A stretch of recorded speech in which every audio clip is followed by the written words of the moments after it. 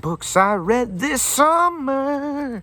So I've been feeling rather wistful now that we're coming to the end of the summer months, so I thought I'd reflect on all the stuff I've been reading. And I figured I'd start with this here 1995 novel by the great Chickasaw writer Linda Hogan, and that is titled Solar Storms.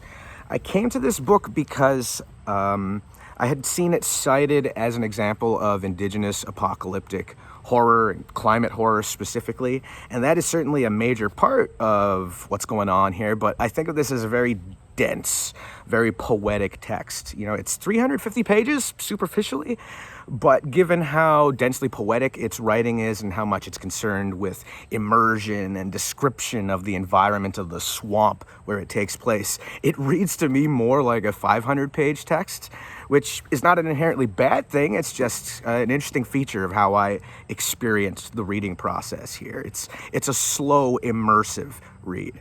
In terms of a synopsis, like I said, it's about return and re-immersion into one's home environment. It's about a 19-year-old Chickasaw woman who gets out of drug treatment and moves back to her home community, back to the swamp, with her grandma, her great-grandma, and a third woman who's kind of a wayward, quiet loner figure known as Bush, because she prefers to live out by herself in the bush. And that becomes the primary partner figure to our main character, Angel.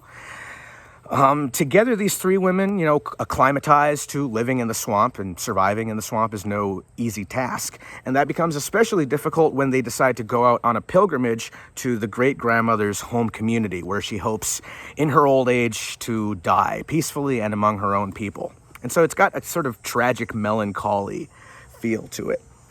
It's also, again, a climate novel, for as the 4 women become attached to and very romantically inclined to defend the land, they become the vanguard of a land defense group protesting the destruction of the swamp by hydroelectric developers. And so that's how the apocalyptic climate angle comes in the third part of the text.